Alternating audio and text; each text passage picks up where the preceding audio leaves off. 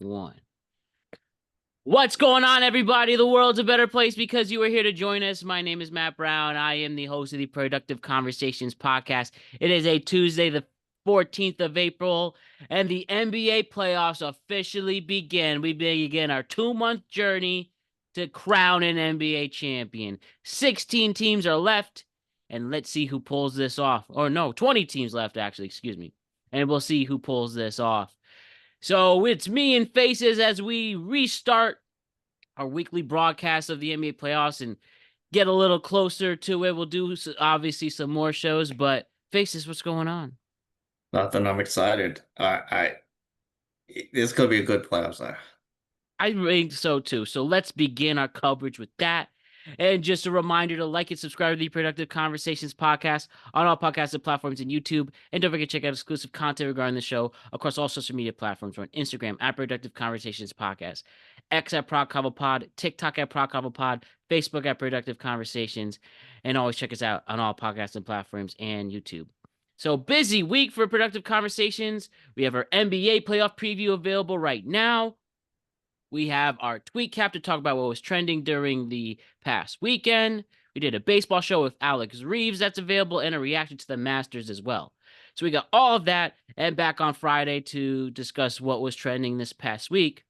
But one of the best things about this week is that the NBA playoffs officially begin. Start with the play-in on this Tuesday.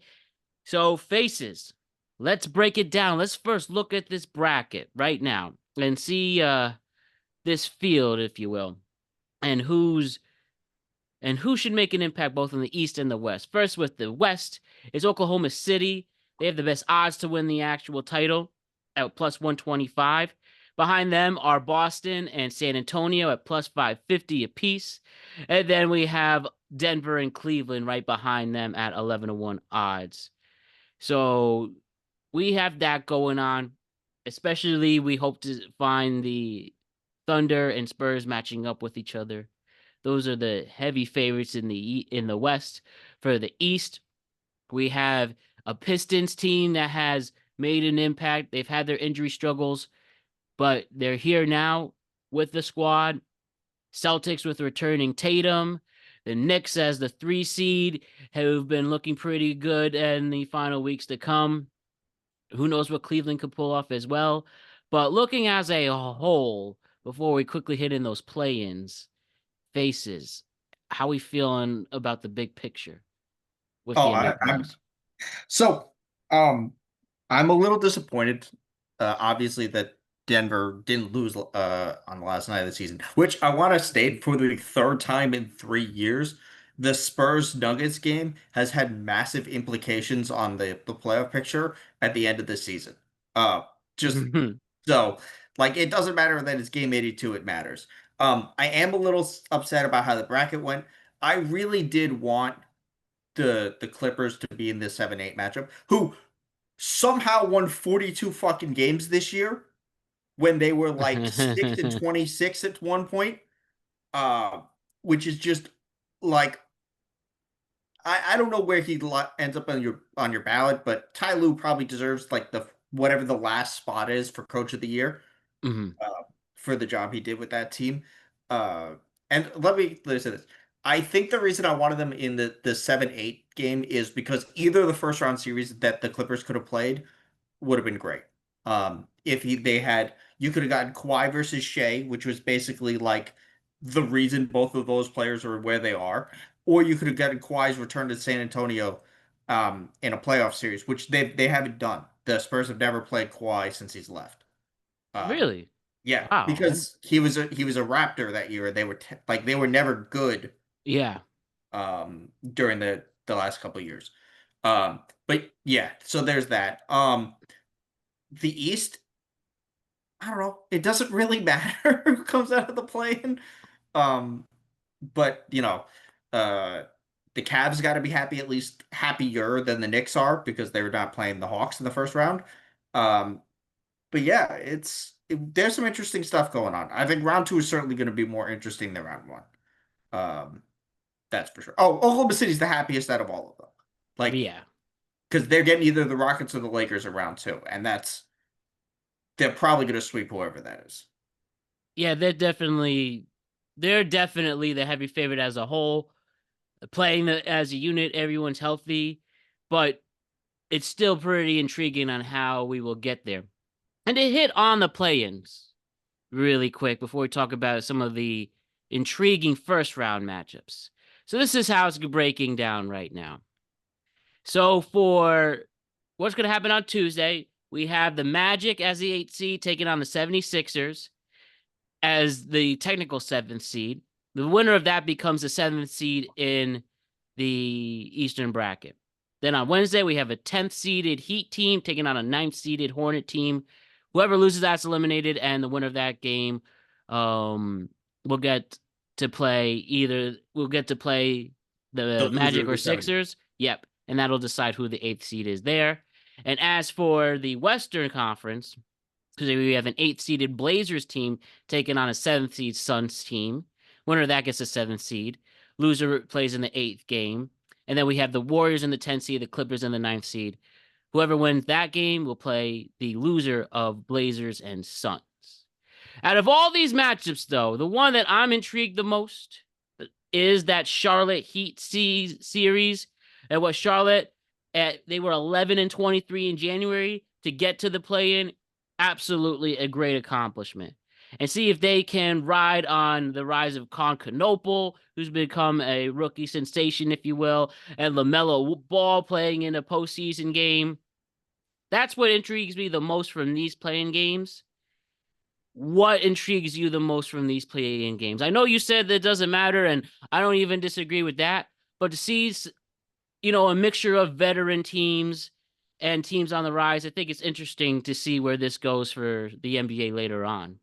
Oh, so my thoughts are Orlando doesn't make it, loses both of these games. I Oh, don't that'd think be they're gonna, really bad for that because franchise. listen, they just lost to Baylor Shireman in the Power of Friendship last night. Like there was it really was the main Red Claws that they just lost to. And they were playing guys. Like this team does not deserve to be in the playoffs and get embarrassed. They everybody uh, Jamal Mosley will not be the coach of this team. It is probably unclear whether Franz and Paulo will still be on this team next year. Uh, Oh man, just as the they were cooking. No, I mean, it wasn't that they were cooking. Right, right. They I'm saying with all the potential they had coming in, right, people and were they thought excited.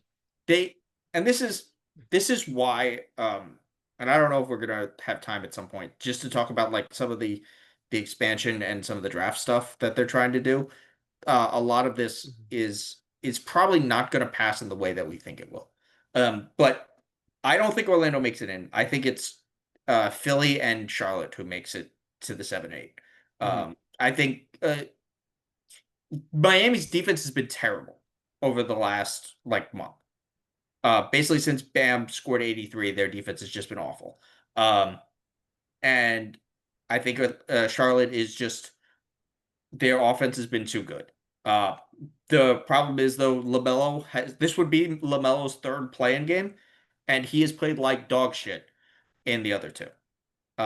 They've just gotten blown the fuck out in the other two. So that's something. The Sixers, I don't know. I think they probably have the best two players. Maxi's playing really well.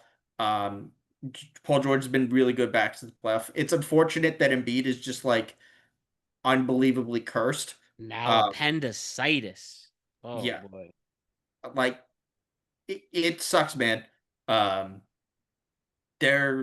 Boston's super happy to see them in round two or round one, but I think the Sixers and the Hornets are gonna um be the 7-8, and I think they're going to win the same amount of playoff games, which is zero. I don't think I think the problem is Detroit is too big for them, and Boston is you know they've played them what like three times the last couple of years. They're just better, like just top to bottom, they're better than the Sixers. So I don't think the Sixers get a game, and I don't think Charlotte gets a game because I think after the fight game Detroit has figured them out pretty well. Yeah, I don't know if they have a long run in them because of everything you mentioned, but still, who knows? Anything can happen Listen, they're in going to this be an postseason. exciting team for next year. They Yeah. have they know where their holes are. Their front court is terrible. Um, so we'll see. Now let's hit on some of the matchups that are set already. And the ones that I think are the most interesting coming into this coming into this postseason. First, we got the Lakers and the Rockets, the fourth seeded Lakers against the fifth seeded Rockets. We get LeBron James versus Kevin Durant. Potentially the last time in their career. Two all-time greats. That writes itself. The elephant of the room, though, is no Luka, no Austin Reeves. They've been out for weeks.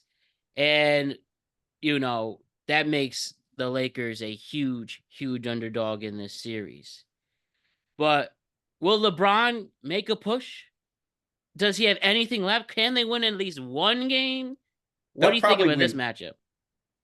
This will probably go minimum 5, possibly 6.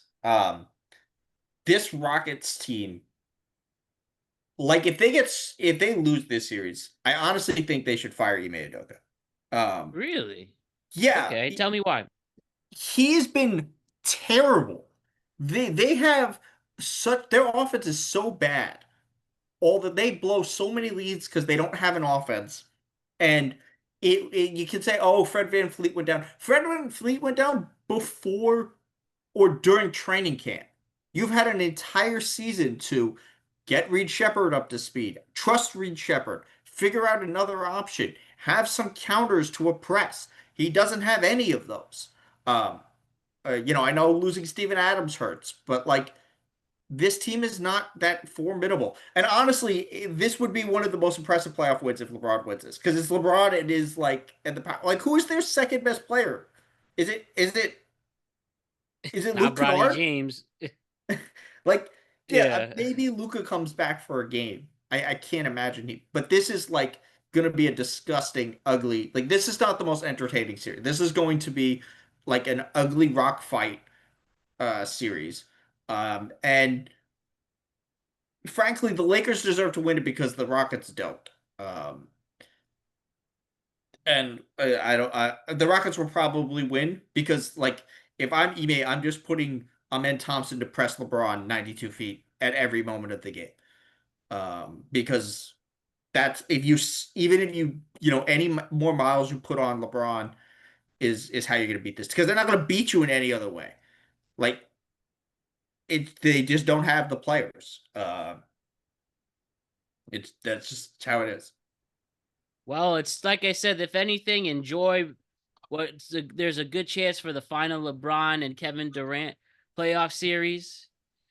Who would have thought when you were watching Warriors and Cavs 10 years later, they have one last push with these As living arguably the legends. best players on their team. Yeah, right, that too. But that's why we love basketball because we have fun stories like this. The next matchup I want to get into, we have the third seed Denver Nuggets taking on the sixth seed Minnesota Timberwolves. All right, so we have right here a rematch from the 2023 second round where Minnesota upset the Rockets. Jokic, I think, wants to get that revenge once and for all. Or is Anthony Edwards gonna start this run this time with Julius Randle on his squad? What do you think about Nuggets and T-Wolves in this one? Denver in 6. Uh, this Denver team is better than the one that they went to 5 with, and I think this Wolves team is worse. Ant's not fully back. We don't know how healthy he is. Jaden McDaniels just came back. Rudy Gobert hasn't been as good defensively this year. I mean, Ayu's been great, but I think Denver is just better.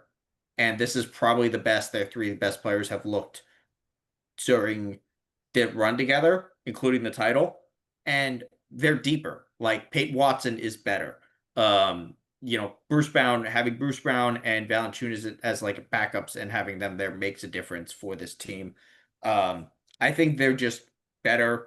Jokic, like if Jokic didn't get hurt, he probably would have finished second in MVP. He may have won it. But like what an unbelievable year the first player ever to lead the league in rebounds and assists. He's just so fucking good, man. Hmm. um, but yeah, this is going to be the best first round series. Just hands down. I second that. And the third matchup I want to talk about coming out of the East, we have the third seeded New York Knicks taking on the sixth seeded Atlanta Hawks. Knicks threatened to win the Eastern Conference, making a big push towards the end, and they fell short with some heartbreaking losses to Indiana. Now they're back trying to avenge themselves, this time with Mike Brown leading that squad and some new members on the bench. The Atlanta Hawks, with this magical run they've gone on, and they've gotten to sneak in here at the sixth seed. A rematch from 5 years ago, even though the teams look completely different since then. What are we thinking with this matchup? I know the Hawks, one of the last times we talked, you weren't that impressed with Atlanta, but since then, they've been able to make a push to get to this spot. Knicks trying to prove themselves once and for all, but definitely have a tougher road this time. How we feel about Knicks and Hawks?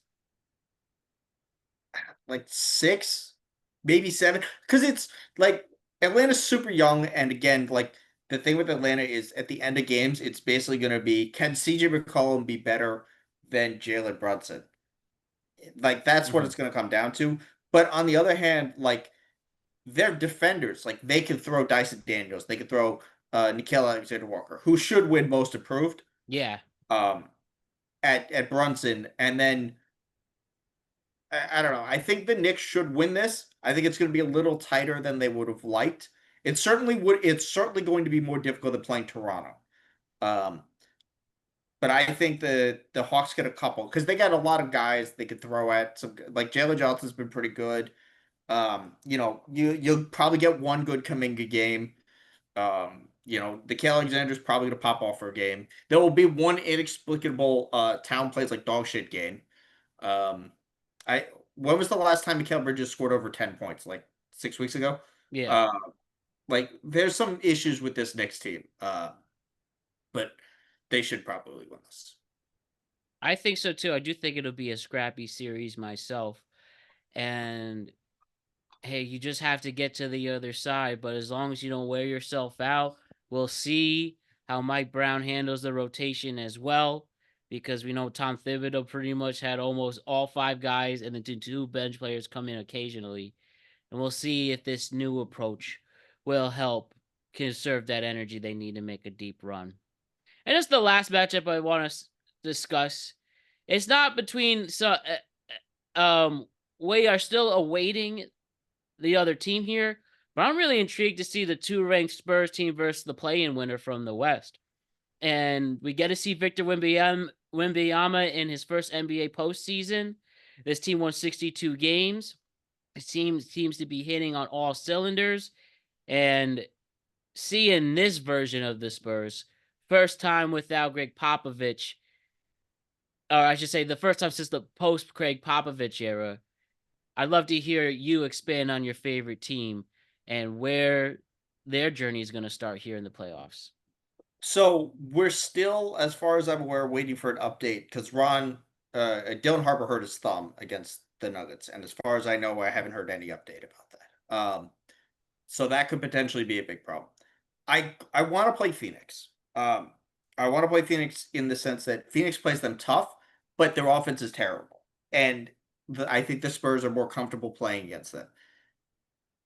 Portland has a ridiculous defense. Their offense is also not good, but I'm a little more worried about the wear and tear from their defense than from what their offense will do. I think against Phoenix, they'll probably win. They may sweep Phoenix. They may lose. They may win in five. But I don't think they're going to lose to Phoenix. But I think Phoenix is enough of a challenge that it'll let them see some higher. situation games, get an idea for the playoffs without really being threatened in a way. I would love to see more Carter Bryant. I fucking love Carter Bryant. He's gonna be so goddamn good in like 2 years. Um, and then I think Castle's gonna be awesome. I think Wemby's gonna be awesome. He's the only player I think it was that's had multiple 40-point games in under 30 minutes since like David Robinson. It's like so absurd how fucking good he's been. That is some It good company. yeah, he's been just and and Fox, like people get mad at Fox for the Denver game, but I think he's gonna be big for this team. I'm excited, man. I think we should go to the at least the Western Conference Finals. I think we could beat Denver. I know that the last three times that they played, the I think the Nuggets won all of them. But like two of them Wemby wasn't playing, and then one of them went into overtime because Jokic just hit some just nonsense shit. Also, the Spurs shot like garbage. But like uh the I don't know, I'm just so like this has been such a bright spot to what has been a just like shitty year, just like trying to exist in the current situation. Uh the fact that the Spurs are good and that they're young and they're fun and that Wemby has taken on this like Yeah, this he's arguing he will be the one to take over the throne as face of the league. yeah, like it's gonna be him. And I'm so ecstatic, man. And I'm pretty sure I said this in like our early season stuff. I thought this team could win 50 games. And my reasoning was last year they won like 30 games. They were basically on track for the play-in, and then he got a blood clot after playing 5 games with the Aaron Fox. So like that was a wash for the second half of the season. Um, and then they won 62 games. They went undefeated in February. Um, they almost won the cup. They basically broke Oklahoma City's ability to go as the greatest regular season team of all time. Like that, those games from the semifinals of the cup through Christmas was like I haven't been that excited since basically the since we drafted Victor, but like prior to that, probably since the 14 finals. Like that was like a holy shit, this team can win a fucking title now type like because they gave them like they beat their ass in a couple of those games. I'm so excited for this team. Like, yeah, there's expectations, but they're kind of playing with house money. Um, because everyone's like, oh, they have no playoff experience, but like these guys have played in big games. Castle won a national title. Wemby almost beat the Olympic team essentially by himself. Mhm. Um, Harrison Barnes and Luke Kennett are NBA champions. Uh, Darren Fox has been a clutch player of the year. Like they're guys who've been in games. Uh, so it's not like they. I think having Phoenix would be the ideal first round because it would give them the most amount of time to like adjust to the game and also, the easiest team for them to beat. Not that anyone's going to be easy to beat in the playoffs, except for, I don't know, if somehow Orlando stuck in, or like Philly's kind of going to be easy at this point because fuck are they going to do? Well, you're rejuvenated, bro. And like I said, we have a nice mixture of veteran teams and new teams on the rise in this postseason. And enjoy this whole run here on Productive Conversations podcast, as we will be covering this from start to finish. So, before we make our big predictions for the finals, one thing we've introduced on the show is the nuclear opinion. It's the same as a hot take, a nuclear opinion, a bold prediction you'd like to make. This time, I'm asking you to make a nuclear opinion regarding the NBA postseason on anything that can happen, whether it's an individual performance or a team making a run. Let's make a nuclear opinion for the NBA playoffs. Here's mine. My nuclear opinion is that LeBron James will have at least one 40-point game this postseason. He will give us one more crazy effort, get He either is knocking down threes, driving the lane, getting offensive rebounds and putting it back in. I think LeBron knows that the time is that the clock is ticking. The sun is going to set soon. I'm in the postseason. Let me show these people what I have left in the tank. And I say LeBron James gets at least one 40-point game during this postseason. Yeah, probably. I mean, he's gonna have to because I don't know who else is scoring on that team. But mine is Detroit beats Cleveland, either sweeps them or beats them in five. And it's like a convincing. I think they're gonna beat the absolute living fuck out of them. Um, And people will feel like, wow, this Pistons team is for real. yeah, and also I don't know what. And then this Detroit team goes. I don't even know where they go. Honestly, it would be very funny if they lost to them and then traded Donovan Mitchell to Detroit because Oh, that would be wow. great. Irony.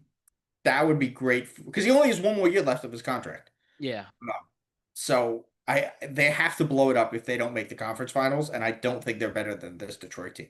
Because like I understand in theory the concept of trading Darius Garland for James Harden, but you traded for James Harden and we're like, yeah, this guy is going to get us over the hump.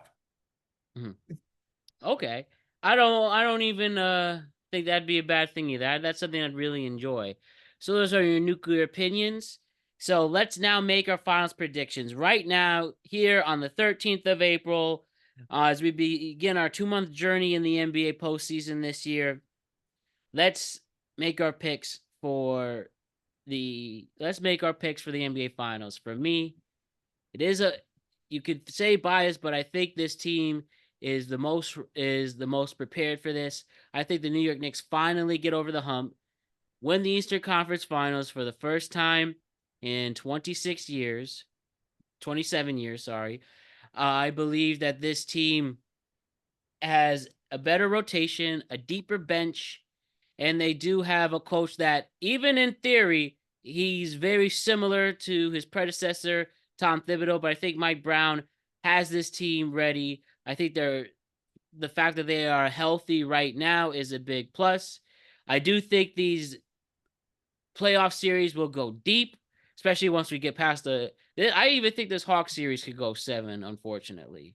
So I think they'll play a lot of games, but I think they can finally get over the hump, win the Eastern Conference. I think they can defeat Detroit, even though Detroit's had their number this season. I think that they can turn the tables on them if they meet later down the line. And I think Boston still might have some holes. Who knows if Jason Tatum is truly 100% Jason Tatum? If this was a year from now, I think we'd have a different conversation. But I think this Celtics team is beatable. They defeated them during the third to last game of the year at home, and I don't think Cleveland is a threat to them. And with that, I do think I'm gonna go as far as to say I think your Spurs team will sneak in and we'll see a rematch of the NBA Cup, only for the NBA Finals. And I do think your Spurs team, however, in a deep 6 or 7 game series, wins their first championship post Tim Duncan era. That'd be their sixth title, correct? Yeah. And Victor Wembanyama establishes himself as the face of the league. Everyone stays healthy, and that core with the Castle, with Klingon and all of them. And I saw that Harper's day to day right now on the injury report, so you might even see him towards the weekend when Game 1 starts. And I think we'll get a rematch of the '99 finals with the Spurs coming out on top again. I'm in my heart, I want to say the Spurs are going to win the West. But it's I mean going through Denver and then having to go through Oklahoma City is tough. Mhm. Um I'm still gonna pick them. I still like I'm gonna be Why delusional. not? I think they're gonna win the finals. Um, but I think they're gonna play Boston. I think this Boston team is better than last year. Um, which is a weird thing to say. Jaylen Brown is better, like he is. Tatum may not be as good, but I think the pieces around them are like they're deeper and they're better in ways that they weren't last year. The young guys, like the big thing for them that they're gonna have a problem with is how do they handle Mitchell Robinson because they really don't have the size to keep him off the boards. Like you can't really play Tatum at center. to deal with Mitchell Robinson. But I think it's going to be San Antonio over Boston. I do, and I know I've said this, and I know it sucks, but I don't think the Knicks stand a chance if Oklahoma City comes out. Uh, like in the same way, I don't think the Pistons stand a chance. I think Boston's the only like consistent team that could win against more than against Oklahoma City or Denver or San Antonio. Yeah, I do think whoever comes out the West is going to be the NBA champion ultimately as well. Even though we have different picks on that, I do respect what you're saying a lot, and I could see it as well. I just hope we get some intriguing matchups and some. I hope all these games are competitive. They aren't. They're not blowouts. That finally all the criticisms from the NBA regular season can be put to rest for a little bit, and now they will quote unquote try. They'll quote unquote play defense. They'll quote unquote play as units. But if it gives us some intriguing television, that's all I ask for. So we do have a few minutes. Would you like to hit on what Yes, I do. So I want to yeah, hit the tagging stuff and I want to hit the expansion stuff. hit The us. expansion announcements aren't accurate. Like they don't Wait, can you have just tell us what exactly so for those who they don't know? have to they put a date for this, but they haven't voted on it yet. They don't have it's not clear whether they have 23 votes for this. It's also not clear whether they have buyers for this. Because if they're asking for $8 billion, that's an insane amount of money. Like just an absolute like the Lakers sale for 10 wasn't really 10. Like the guy had part-time ownership and he just bought more share. Like it's not like what is ultimately going to happen is probably relocation. Um, Oh, there's that. Also, the so who new would be tech, who would move? um, New Orleans or Memphis may move. Like New Orleans has been run pretty poorly, and it is a struggling like uh NBA city. yeah. One of them would move to Seattle. Like you have to if you don't do expansion, you have to relocate somebody to Seattle. You can't tell them, "Hey, you're getting a team," and then be like, "Psych." Like No that's more ridiculous. players will complain if it's Memphis. No more players can complain about those hotels. Yeah. Um, but like the other thing, so for the tanking stuff, they're going about this the wrong way. So, the proposal that came out recently about like expanding who is the lottery odds is the wrong way to do the tanking. First off, there's a couple of things to this. The reason the teams that are actually like quote unquote tanking, they're not really tanking. Like Utah tanked, the Wizards tanked, the Nets kind of tanked at the end, but like a lot of these teams were just bad. Like the Pelicans were just bad. Indiana was just injured. The Kings were just bad. Like a lot of these teams were just dog shit. And a bunch of them are not going to be dog shit next year. This is also a really fucking good draft. Like that's why. And then the other thing is by flattening the odds further, what you're doing is inviting more tanking. The reason that some of these teams, like that Detroit had to tank for a bunch of years, that Utah's tanked for a bunch of years, that Washington's tanked for a bunch of years, is because when they had the opportunities to draft, like when they had the worst record in the league, Detroit had the worst record to get Wemby, Utah had the worst record to get Flag. They didn't get them. So they're rewarded with a player who's not as good and not able to lift them out of being as bad as they are. And then the other thing to tanking is who's going to sign off on potentially diluting your draft picks? If you're Oklahoma City, if you're Memphis, if you're I don't know who else who is a bunch of like if you're Portland, because Giannis might leave and you might have all those picks.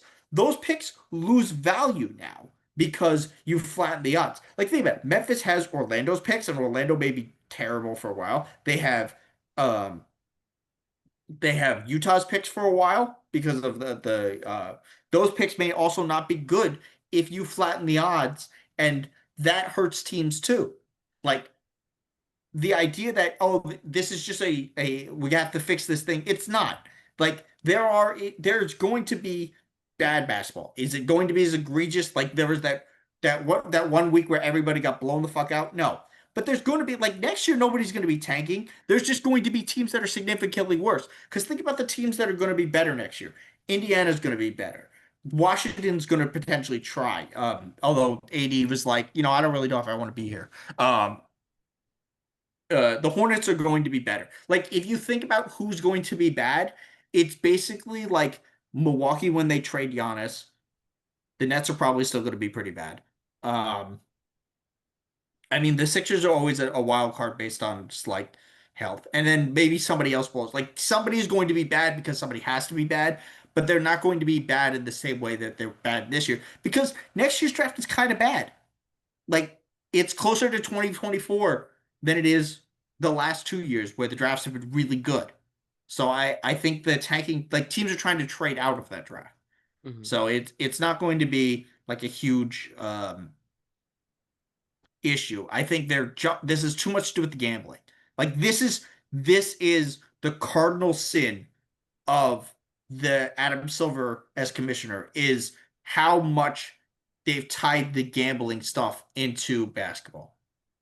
And the general like one of the big cardinal sins in the world right now that is like making things worse has been the rise of Kalshi and The poly prediction market. markets. Yeah, these they're just it's just a fucking disaster. And between them and AI, like it's it's bad. And that's really what's causing this. Like there's plenty of stuff you could talk about. You can figure out, move games around. There's enough good games.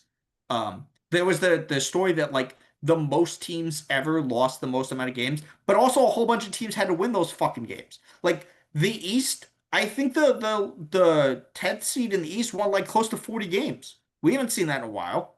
Like the East, like there was teams that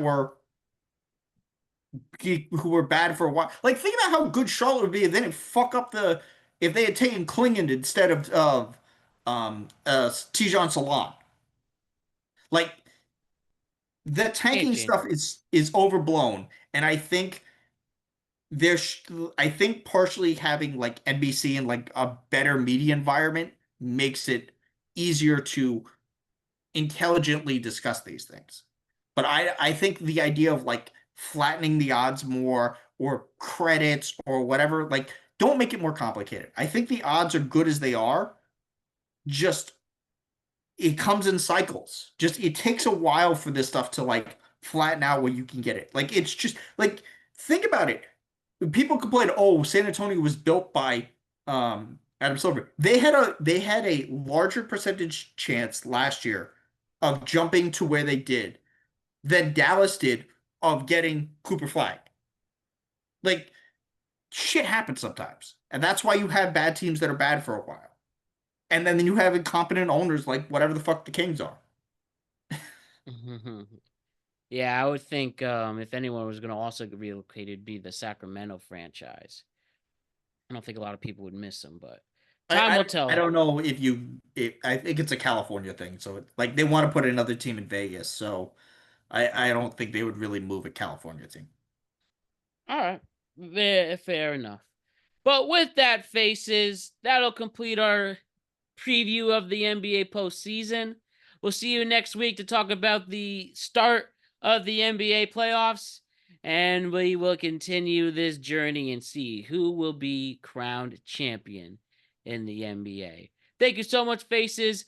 We'll see you next week with it, and have a wonderful rest of your day, everybody else out there. Don't forget to check out the tweet caps on Tuesday. That's also available on all podcasts and platforms and YouTube and on Friday. See you later.